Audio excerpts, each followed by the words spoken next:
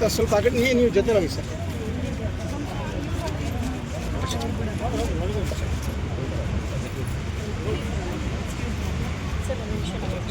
ಒಳ್ಳೆ ಫೋಟೋ ತಗೋಣ.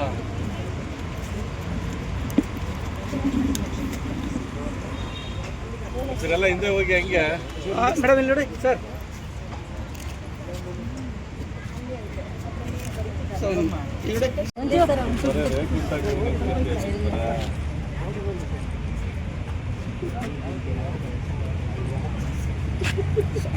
ನನ್ನ ಹೆಸರು ನಾಗರತ್ನ.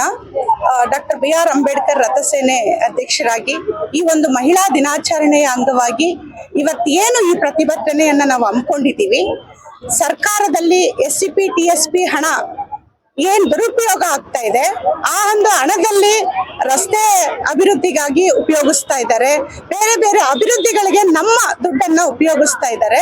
ಹಾಗಾಗಿ ಏನು SCP TSP ಹಣದಲ್ಲಿ ನಮ್ಮ ದಲಿತ ಮಹಿಳೆಯರ ಅಭಿವೃದ್ಧಿಗೆ ಏನೆಲ್ಲ ಅವಕಾಶಗಳಿದೆ, ಆ ಅವಕಾಶಗಳನ್ನ ನೇರವಾಗಿ ಬಡ ದಲಿತ ಮಹಿಳೆಯರಿಗೆ ಸೇರುವಂತ ರೀತಿಯಲ್ಲಿ ಸಿಗಬೇಕು ಅನ್ನೋದೇ ನಮ್ಮ ಉದ್ದೇಶ. ನಮ್ಮ ಪಾಲನ್ನ ನಮಗ್ ಕೊಡೋದಕ್ಕೆ ಇವ್ರು ಯಾರು ಅಲ್ಲ, ನಮ್ಮ ದುಡ್ಡು, ನಾವು ಟ್ಯಾಕ್ಸ್ ಕಟ್ಟುವಂತ ದುಡ್ಡಲ್ಲಿ ಇವರು ಮೆರಿತಾ ಇದ್ದಾರೆ. ಅದು ಆಗ್ಬಾರ್ದು. ನಮ್ಮ SCP TSP ಹಣ ಏನಿದೆ ಸರ್, ಈಗ ದಲಿತ ಮಹಿಳೆಯರಿಗೆ ಹಕ್ಕೊತ್ತಾಯಕ್ಕೆ ನಮ್ಮ ಘನತೆಗಾಗಿ ಹಕ್ಕೊತ್ತಾಯನ ನಾವು ಮಾಡಿದೀವಿ. ಇದನ್ನ ತೀವ್ರವಾಗಿ ಅವರು ಹೆಣ್ಮಕ್ಳು ಪರವಾಗಿ ಧ್ವನಿ ಎತ್ತಿ ಕೆಲಸ ಮಾಡ್ಬೇಕು. ಸರ್ಕಾರ ಗ್ಯಾರಂಟಿ ಯೋಜನೆ ಯಾರು ಕೇಳಿಲ್ಲ ಸರ್. ಯಾಕಂದ್ರೆ ನಮ್ಮ ಸರ್ಕಾರ ಏನ್ ಕೊಡ್ತಾ ಇದೆ ಅಂದ್ರೆ ಗ್ಯಾರಂಟಿ 2000 ರೂಪಾಯಿ, ಅದು ನಾವ್ ಯಾರು ಕೇಳಿಲ್ಲ. ನಮ್ಗೆ ಮೂಲಭೂತ ಸೌಕರ್ಯಗಳು ನಮ್ಮ ದಲಿತ SC ಜನಾಂಗ ST ಜನಾಂಗ 101 ಉಪಜಾತಿ ಏನಿದೆ ಅವರಿಗೆ ಕೊಡ್ಬೇಕಾಗಿರೋ ಮೀಸಲಾತಿ ಮತ್ತೆ ಅವರ ಹಕ್ಕುಗಳು ಹಕ್ಕೊತ್ತಾಯನ ಕೊಟ್ರೆ ಸಾಕು ಸರ್. ಮೇಡಮ್, ಈಗ ಅಧಿಕೃತವಾಗಿ ಒಂದು ಅಫಿಷಿಯಲ್ ಆಗಿ ನಿಮ್ಮ ಹತ್ರ ಮನವಿ ಪತ್ರ ತಗೊಂಡಿದ್ರು, ನಿಮಗೆ ಸ್ಯಾಟಿಸ್ಫ್ಯಾಕ್ಷನ್ ಇದೆಯಾ? ಸರ್, ಮನವಿ ಪತ್ರ ಸುಮಾರು ಇದೇ ತರ ಫ್ರೀಡಂ ಪಾರ್ಕ್ ಅಲ್ಲಿ ಪ್ರತಿ ಬಾರಿನೂ ಹೆಣ್ಮಕ್ಳು ಘನತೆಗೋಸ್ಕರ ಹಕ್ಕೊತ್ತಾಯವಾಗಿ ಪ್ರತಿ ಬಾರಿ ನಾವು ಕೊಡ್ತಾನೆ ಇದೀವಿ.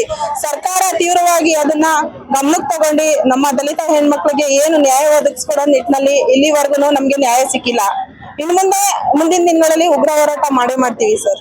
ಮೇಡಮ್, ಈಗ ಮುಖ್ಯಮಂತ್ರಿ ಸಿದ್ದರಾಮಯ್ಯ ಅವರು 16 ಬಜೆಟ್ ಯಶಸ್ವಿ ಬಿಡುಗಡೆ ಮಾಡಿ 17 ಬಜೆಟ್ ನಿಮ್ಮ ಪರನೇ ಇದ್ದಾರೆ ಅಂತ ಹೇಳ್ತಾರಲ್ಲ ಸರ್. ಹೆಣ್ಮಕ್ಳು ಪರ ಇದ್ದಾರೆ ಅಂತ ಹೇಳಕ್ಕಿನ್ನ ಹೆಣ್ಮಕ್ಳಿಗೆ ಏನೇನ್ ಸೌಲಭ್ಯ ಮಾಡ್ಕೊಟ್ಟಿದ್ದಾರೆ, ದಲಿತ ಹೆಣ್ಮಕ್ಳಿಗೆ ಯಾವ್ಯಾವ ರೀತಿ ಶಿಕ್ಷಣ ಇರ್ಬೋದು, ಒಂದು ಸಂಘಟನೆಗೆ ಹೆಣ್ಮಕ್ಳು ಬರೋದ್ರಿಂದ ಪ್ರತಿಯೊಂದ್ರಲ್ಲೂ ನಮ್ಮ ಹೆಣ್ಮಕ್ಳಿಗೆ ಒಂದು ಗೌರವನ ಹೆಚ್ಚು ಮಾಡ್ಬೇಕು. ಅಧಿಕಾರಿಗಳು ಮತ್ತೆ ಸ್ಟೇಷನ್ ಮತ್ತೆ ಇಲಾಖೆಗಳಲ್ಲಿ ಪ್ರತಿಯೊಂದು ಇಲಾಖೆಗಳು ಹೆಣ್ಮಕ್ಳಿಗೆ ಗೌರವ ಸಿಗ್ಬೇಕು ಸರ್.